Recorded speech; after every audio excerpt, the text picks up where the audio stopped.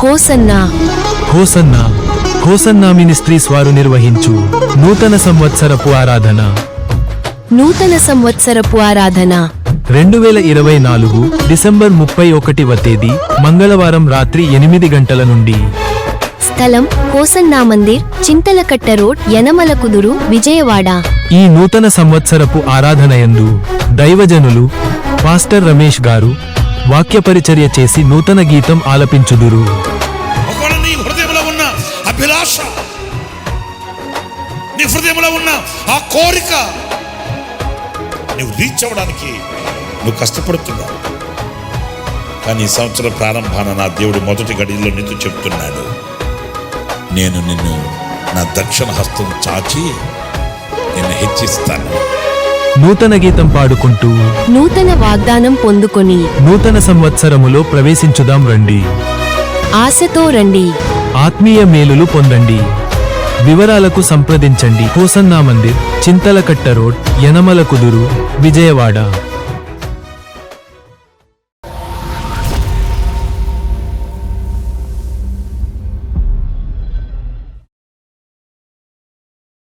Praise the lord. ప్రభు అయిన యేసుక్రీస్తు నామంలో మీ అందరికీ మా హోసన్నా మినిస్ట్రీస్ తరపున హృదయపూర్వకమైన వందనాలు తెలియపరుస్తున్నాను. ప్రభు మిమ్మల్ని దీవించి ఆశీర్వదించునుగాక. ప్రియులారా, పరిశుద్ధ గ్రంథంలో ఈ పూట మరొక విషయాన్ని నేను మీతో పంచుకోవాలని ఆశపడుతున్నాను. అదేంటంటే, పరిశుద్ధుడైన పౌలు కొరింథీలో ఉన్న సంఘానికి ఆయన రాసిన 2వ పత్రిక 3వ అధ్యాయం 2వ వాక్యంలో మనం గమనించినప్పుడు అక్కడ వ్రాయబడిన మాట ఏంటంటే, మా హృదయముల మీద వ్రాయబడి ఉండి మనుషులందరూ తెలుసుకొనుచు చదువుకొనుచున్న మా పత్రిక మీరే కారా. ఇప్పుడు చూడండి, వాక్య భాగంలో పరిశుద్ధుడైన పౌలు సంఘములో ఉన్న విశ్వాసిని ఒక పత్రికకు పోల్చి మాట్లాడుతున్నాడండి. మా పత్రికలు మీరు కదా అంటాడు. అంటే ఒక విశ్వాసి లేక ప్రభువుని ఎరిగిన ఒక వ్యక్తి తనను తాను ఏమని పోల్చుకోవాలి అని అంటే, నేను లోకానికి ఒక పత్రికను అనేది ఎప్పుడు కూడా మనం తలపోసుకోవాలండి. ఏదో నేను భక్తి చేస్తున్నాను, ప్రభువుని నమ్ముకున్నాను, అన్ని విషయాలలో బలముగా ఘనంగా ఉంటున్నాను, సంఘానికి కూడా నేను క్రమం తప్పకుండా వెళుతున్నాను అని మాత్రమే కాదు, నేను ఒక పత్రికను అనే విషయాన్ని మనం గుర్తుంచుకోవాలి. చూడండి, ప్రతిరోజు కొన్ని పత్రికలు మనం చదువుతూ ఉంటాము. ఆ పత్రికలు లోకంలో జరుగుతున్న విషయాల్ని స్పష్టంగా తెలియపరుస్తాయి. ఏ ప్రాంతంలో ఏం జరిగింది, ఎక్కడ ఎలాంటి పరిస్థితులు వాటిల్లాయి, రాజకీయపు వ్యవస్థ ఎలా ఉంది, ఆర్థిక వ్యవస్థ ఎలా ఉంది, ఇవన్నీ ఆ పత్రికను మనం చదివినప్పుడు మనకు అవగాహన కలుగుతుంది. అంటే మనము దేవుని పత్రికలము అన్నప్పుడు ప్రభువును గూర్చిన ఒక మంచి సమాచారాన్ని చెప్పగలిగిన, మంచి సమాచారాన్ని ఇవ్వగలిగిన ఓ పత్రికగా మన జీవితపు అనుభవాలు ఉండాలండి. చాలామంది ఏమంటారంటే, ఏమండి మనుషుల్ని మనం చూడకూడదండి, అంచేత మీరు మమ్మల్ని పట్టించుకోవాల్సిన అవసరం లేదు, మమ్మల్ని చూడాల్సిన అవసరం లేదు అని కొంతమంది అంటుంటారండి. వాస్తవంగా అనుసరించడానికని కాదు, కానీ సమాచారాన్ని తెలుసుకోవడానికి అనేకులు మనల్ని చూడాలండి. మనలో దైవ సంబంధమైన ఒక వర్తమానం ప్రజలు చూడగలగాలి, దైవ సంబంధమైన సమాచారాన్ని వాళ్ళు చూడగలగాలి. అప్పుడే మనము ఒక పత్రికలము అనే విషయాన్ని, మనము ఒక పత్రికలము అనడానికి నిర్ధారణ. ఒకసారి దైవజనులు యేసన్న గారి దగ్గరికి ఒక మారుమూల ప్రాంతంలో నుంచి ఒక వ్యక్తి మహాసభలు పెట్టించుకోవడానికి డేట్లు కొరసు వచ్చాడంటండి. అప్పుడు యేసన్న గారు అడిగినట ఆ పెద్ద ఆయన్ని, మీ ఊర్లో ప్రభువుని నమ్ముకున్న వాళ్ళు ఎవరు లేరు కదా, నా సేవా ప్రారంభంలో నేను మీ ఊరికి సువార్త ప్రకటించడానికి వస్తే మీ ఊర్లో నన్ను పరామర్శించిన వాళ్ళు, నేను చెప్పే మాటలు విన్నవాళ్ళు ఒక్కరు లేరు. వీధి సువార్త చేసేసి వచ్చేసాను నేను. ఒక్కరు కూడా క్రైస్తవులు ఈ ప్రాంతంలో లేరండి అన్నారు ఆ రోజున. నేను 4 రోడ్ల సెంటర్లో నిలబడి సువార్త ప్రకటించేసి వచ్చేసాను. మరి ఈ రోజున అదే ప్రాంతంలో సభలు ఏర్పాటు చేయాలని మీరు అంటున్నారు. నేను సభలు ఏర్పాటు చేస్తే ఎవరు వస్తారయ్యా? ప్రభు నమ్ముకున్న వాళ్ళు లేరు కదా ఆ ప్రాంతంలో అన్నారట యేసన్న గారు. అప్పుడు ఆ పెద్ద ఆయన అన్నాడట, అయ్యా మీరు చెప్పేది ఒకప్పుడు సంగతి, ఇప్పుడు అదే ఊరిలో 90% క్రైస్తవ కుటుంబాలు ఉన్నాయి బాబు. యేసన్న గారు ఆశ్చర్యపడ్డారంటండి. 90%? ఎలా 90% మారారు అంటే, ఆ పెద్ద ఆయన చెప్తున్నాడట, నేను ఆ ఊరు సర్పంచ్నండి, మా ఊరిలో 90% క్రైస్తవ కుటుంబాలుగా ఉన్నాయి ఇప్పుడు. అలా అంటే యేసన్న గారు అన్నాడట, మరి ఏ దైవజనులు వచ్చారు, ఎప్పుడు వాక్యం చెప్పారు, ఇంతమంది ఎలా మార్పు చెందారు అని అంటే, ఆ ముసలాయన చెప్తున్నట్ట, మేము సువార్తని వినలేదు బాబు, మేము సువార్తని చూసాము అన్నాడట ఆ పెద్ద ఆయన. యేసన్న గారు ఆశ్చర్యపడి, సువార్తని చూడడం ఏంటి, సువార్త వినాలి కదా అని పెద్దయ్య చూడడం ఏంటి అలా అంటే ఆయన చెప్తున్నాడట, అయ్యా మా ప్రాంతానికి ఒక బడి పంతులు గారు ట్రాన్స్ఫర్ అయి మా ఊరు వచ్చాడు. ఆయన మా ఊరు పరిస్థితిని చూసి, క్రైస్తవులు ఒక్కరు కూడా లేని పరిస్థితులు ఆయన గమనించి, ఆయన కూడా క్రైస్తవుడని చెప్పలేదు కానీ ఆయన కుటుంబంతో కూడా మా ఊరికి వచ్చి మా ఊరిలో ఒక అద్దెల్లు తీసుకొని ఆయన మా బడిలో పిల్లలకి చదువు చెప్పేవాడు. కానీ రోజు సాయంకాలం వాళ్ళ ఇంట్లో పాటలు వినబడుతుండేవి. అతని భార్య, అతని కుమారుడు చిన్న బాబు, వాళ్ళ ముగ్గురు కలిసి పాటలు పాడుకుంటూ వాళ్ళు ప్రార్థన చేసుకుంటుంటే మాకు వింతగా ఉండేది. ఆ తర్వాత ఆ ఊరు సర్పంచినైన నేను వాళ్ళని గమనిస్తూ వచ్చాను. వాళ్ళు ఎలా ప్రార్థన చేస్తున్నారు, వాళ్ళ వైఖరి ఎలా ఉంది, వాళ్ళు ఏ విషయం ప్రార్థన చేస్తున్నారు, అసలు వాళ్ళు అనుభవించే ఆ అనుభవాలు ఎలా ఉన్నాయి అని వాళ్ళను పరీక్షించి చూడడం ప్రారంభించాను. వాళ్ళ యొక్క ఐక్యత, సఖ్యత, వాళ్ళు అనుభవించే ఆనందం, వాళ్ళ హృదయాలలో ఉన్న సంతోషం. సాయంకాలం అయితే వాళ్ళు కూర్చొని ప్రార్థన చేసేటప్పుడు ఆ చిన్న పిల్లవాడు కూడా మా ఊరు కొరకు కన్నీళ్లు కార్చి ప్రార్థన చేయడం మా హృదయాలను తొలిచివేసేయండి. ఆ పంతులు గారు అలాగే వాళ్ళ ఆవిడ, ఆ చిన్న బాబు ముగ్గురు మోకాళ్ళేసి మా ఊరు కొరకు కన్నీళ్లు కార్చి ప్రార్థన చేసేవాళ్ళు. మారు మనసు లేని మా కొరకు, మూర్ఖమైన ప్రవర్తన కలిగిన మా కొరకు, మా కుటుంబాల కొరకు, మేము ఆశీర్వదకరంగా ఉండాలని మా యోగక్షేమాల కొరకు వాళ్ళు కన్నీళ్లు కార్చి ప్రార్థన చేస్తున్నప్పుడు మాకు ఆశ్చర్యం కలిగేది.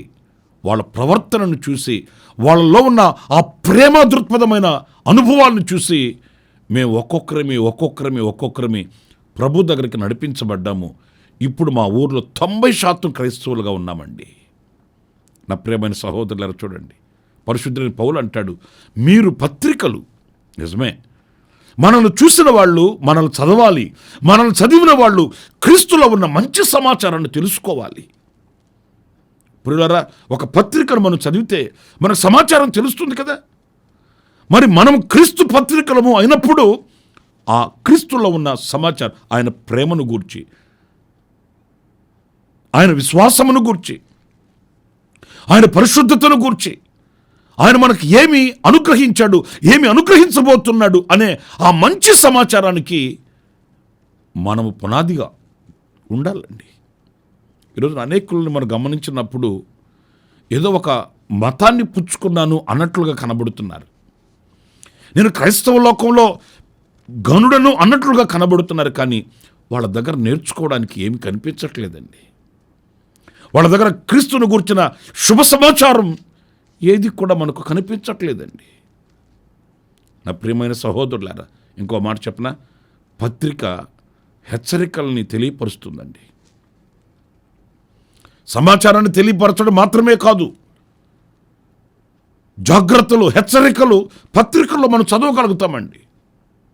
ఏ పత్రిక అయినా చూడండి, ఇప్పుడు వార్తాపత్రిక ఉంది, ఆ వార్తాపత్రికల్లో మనం గమనించినప్పుడు కొన్ని హెచ్చరికలు మనం చదువుతామండి. వాతావరణం కాలుష్యమైంది, ఇలాంటి జాగ్రత్తలు తీసుకోండి. వాతావరణంలో ఇలాంటి మార్పులు వచ్చాయి, జాగ్రత్తలు తీసుకోండి. రోడ్డు ప్రమాదాలు ఎలా జరుగుతున్నాయి, జాగ్రత్తలు తీసుకోండి. ఇలాంటి హెచ్చరికలు. అలాగే క్రీస్తు యొక్క పరిశుద్ధమైన మార్గాన్ని విడిచి ఈ లోకంలో ఉన్న వాటిని ఆశ్రయించుచున్న ప్రజలకి మనం ఒక హెచ్చరికగా ఉండాలండి. మన పత్రికలమైతే ఎవడేమైతే నాకేంటి, ఎవడు ఎక్కడికి వెళ్తే నాకేంటి, ఎవడు ఎక్కడ నాశనమైతే నాకేంటి అనే భావనతో ఉండకూడదు. అందుకే క్రైస్తవులు ఏం చేస్తారు? వీధి వీధి, గ్రామాలు, పట్టణాలు తిరిగి ప్రకటిస్తారు. ఎందుకు ప్రకటించడం అని అంటే మనం చెప్పవలసిన బాధ్యత మన మీద ఉందండి. నేను ఒక పత్రికను అన్నప్పుడు నేను ఆ హెచ్చరికను గురించిన ఆ ప్రకటన నేను ఇవ్వాలి. నా ప్రియులారా, ఈరోజు నా క్రైస్తవులుగా ఉన్నందుకు మనము ఈ బాధ్యతని మన భుజస్కంధాల మీద మోయాలండి. నశించిపోయే ప్రజల దగ్గరికి, నాశన కోపానికి దిగజారిపోతున్న కుటుంబాల యొద్దకి, అభము శుభము ఎరుగక ఎటు వెళుతున్నారో తెలియని పరిస్థితులలో కనులు మందగిలిన వారై, ఇహలోక సంబంధమైన దేవత వారి మనోనేత్రానికి గుడ్డితనం కలుగు చేస్తే ఎటు వెళుతున్నారో అర్థం కాని అయోమయంలో నాశన కోపానికి వెళుతున్న వారికి మనం ఒక పత్రికగా నిలబడి వాళ్ళకు ఒక హెచ్చరికనివ్వాలండి.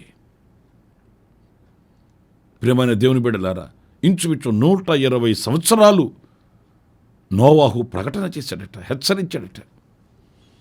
120 సంవత్సరాలు. కానీ వాళ్ళు విననొల్లకపోయారండి. అలాగని వినట్లేదని చెప్పి నోవాహు చెప్పకుండా మానేశాడంటే అలా కాదు. ఆయన ప్రకటిస్తూ వచ్చాడు. ఆయన బాధ్యత. ఈరోజున మనం పత్రికలు, ప్రతి కుటుంబం కూడా ఒక పత్రికగా, ప్రతి కుటుంబంలో ఉన్న ప్రతి క్రైస్తవుడు ఒక పత్రిక. ఆ పత్రిక ఇవ్వవలసిన హెచ్చరికల్ని పత్రిక ఇవ్వాలి. మనం చెప్పవలసిన హెచ్చరికలు మనం చెప్పాలి, బోధించాలి, తెలియపరచాలి. ఆ పత్రికలో ఉన్న ఆ హెచ్చరికలు ఎలాగైతే మరి అపాయం కలగకుండా అప్రమత్తం చేస్తుందో అలాగున్నే మనము పత్రికలుగా నిలిచి నశించిపోయే ప్రజలకి మనం ఒక మేలుకొలుపును కలిగించే వ్యక్తులుగా మనం మారాలని దేవుని వాక్యం చెబుతుందండి. మీకు ఇంకొక మాట చెప్పి నేను ముగిస్తాను. అదేంటంటే పత్రిక వ్యక్తిని సిద్ధపరుస్తుందండి, సిద్ధపాటును కలుగు చేస్తుంది. చూడండి, ఒక పత్రిక మనం చదివినప్పుడు ఆ పత్రిక ఏం చెప్తుంది? సమయాన్ని ప్రకటించి, సమయాన్ని తెలియపరిచి, మనలో ఒక ఆతృతను కలిగించి సిద్ధపరుస్తుంది.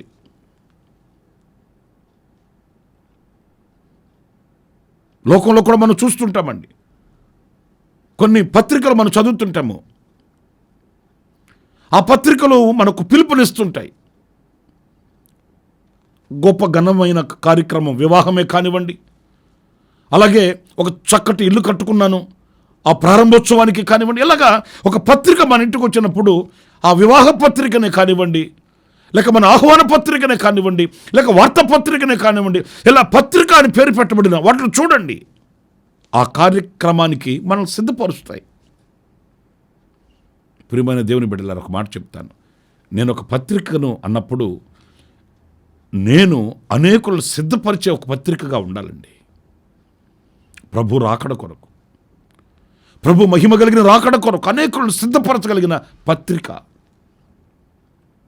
ఒక వివాహ పత్రిక ఎలాగైతే ఆహ్వానించి అతన్ని సిద్ధపరుస్తుందో అలాగునే నేను లోకంలో ఉన్న ప్రజలకు ఒక పత్రికగా వాళ్ళని సిద్ధపరిచి మహిమ కలిగిన రాకడకు సిద్ధపరిచి తీసుకుని వెళ్ళగలిగిన పత్రికనై నేనుండాలి. మీరు కూడా అలాంటి నిర్ణయం తీసుకోవాలండి. నా ప్రియమైన దేవుని బిడ్డలారా, యోహాను గురించి మనం చదువుతాము. అతడు అరణ్యంలో వేసే ఒక కేక. ఏ కేక అంటే అల్లరితో కూడిన కేకలు కాదండి, కృపా సువార్తను గురించి ప్రకటించే ఒక కేక. అనేకులు సిద్ధపరిచాడు. గొడ్డలి చెట్టులో యోరణ పెట్టబడి ఉంది. మారు మనసుకు తగిన ఫలములు మీరు ఫలించండి, లేని ఎడల ఆయన మిమ్మల్ని శిక్షిస్తాడు. ఆ శిక్షకు మీరు తప్పించుకోవాలి అని అనుకుంటే మీరు సిద్ధపడాలి అని ప్రజలను సిద్ధపరిచాడు. పరిశుద్ధ గ్రంథంలో కూడా మనం చదువుతామండి, సంఘాలకి అనేక పత్రికలు మరి పరిశుద్ధులు రాశారు. ఆ పత్రికలు ఏం చేసాయనంటే, దైవజనుడు ఆ సంఘంలో లేకపోయినప్పటికీ ఆ సంఘాన్ని సిద్ధపరిచేయండి. అన్ని సంఘాలలో పరిశుద్ధుడైన పౌలే లేడండి. ఆయన స్వార్థ పని నిమిత్తమై ఆయా ప్రాంతాలకు వెళుతున్నప్పుడు సంఘాలకి పత్రికలు రాస్తూ వచ్చాడు. ఆ పత్రికలు సంఘాన్ని సిద్ధపరిచాయి. వాళ్ళు ఎలా నిలవాలి, నడవాలి, ఎలా పరిగెత్తాలి, ఎలా దేవుని వాక్యాన్ని వాళ్ళు అధ్యయనం చేయాలి, ఇవన్నీ ఆ పత్రికలు వాళ్ళకి నేర్పి వాళ్ళని పరిశుద్ధతలో స్థిరపరిచినట్లుగా, అలాగే సిద్ధపరిచినట్లుగా లేఖనాల్లో మనం చదువుతున్నామండి. గనుక నా ప్రియమైన సహోదరులారా, అలాంటి వ్యక్తిత్వం కలిగిన వారమై మనం ఉండాలి. అలాంటి ఆధ్యాత్మికమైన విలువలు కలిగిన వారమై మనం ఉండాలని వాక్యం చెప్తుంది. పరిశుద్ధుడైన పౌలు చెప్తున్నాడు, మా పత్రికలు మీరు. గనుక పత్రిక సమాచారాన్ని తెలియపరుస్తుంది, పత్రిక హెచ్చరికను ఇస్తుంది, పత్రిక సిద్ధపరుస్తుంది. అలాంటి అనుభవాలు మనం కలిగిన వారమై ప్రభు పత్రికలుగా మనం నిలిచి ఉండాలని మనం ఆశిద్దాము. దాని కొరకే ప్రార్థిద్దాం. తలలు వంచండి, చిన్న ప్రార్థన. కృపా సత్య సంపూర్ణుడ, జీవాధిపతి అయిన ప్రభువా, మీకు వందనాలు. నైనా మేము మీ పత్రికలుగా జీవించుటకు సహాయం చేయండి. మాకు అలాంటి ఆశను కలిగించండి. మేము మంచి సమాచారం ఇవ్వగలిగిన పత్రికలుగాను, హెచ్చరికలు ఇవ్వగలిగిన పత్రికలుగాను, అనేకులను సిద్ధపరచగలిగిన పత్రికలుగా మేము ఈ లోకంలో మీ కొరకు బ్రతుకుటకు తగు కృప మీరు మాకు సమృద్ధిగా అనుగ్రహించి నడిపించమని, ఈ మాటలు వినిన ప్రతి ఒక్కొక్కరిని కూడా ఆ రీతిగా మీరు సిద్ధపరిచి మీ పనిలో వాడుకొనమని ఆశ్చర్యకరుడ మీ చేతులకు మమ్మల్ని అప్పగించుకుంటూ యేసు నామములో ప్రార్థన చేసి వేడుకొనుచున్నాను తండ్రి. ఆమేన్. ఆమేన్. ప్రభు మిమ్మల్ని దీవించి ఆశీర్వదించునుగాక. ఈ దినమంతా విశేషమైన కృప నా దేవుడు మీకు సమృద్ధిగా ప్రసాదించునుగాక. ఈరోజున జన్మదిన శుభవేడుకలు జరుపుకుంటున్న మీ అందరికీ నా దేవుని కరుణ కటాక్షం తోడై ఉండుగాక. కన్నీళ్ళలో ఉన్న వారి కుటుంబానికి నా దేవుని విడుదల కలుగుగాక. నా దేవుని సన్నిధి వారికి తోడై ఉండుగాక. ఆమేన్. ప్రతి దినము ఈ అనుదిన కృపాను సందేశాల కొరకు, ఇంకా మరిన్ని ఆత్మ సంబంధమైన సందేశాల కొరకు ఈ మా యూట్యూబ్ ఛానల్ ని సబ్స్క్రైబ్ చేసుకోండి. Pastor Ramesh, hosanna ministries.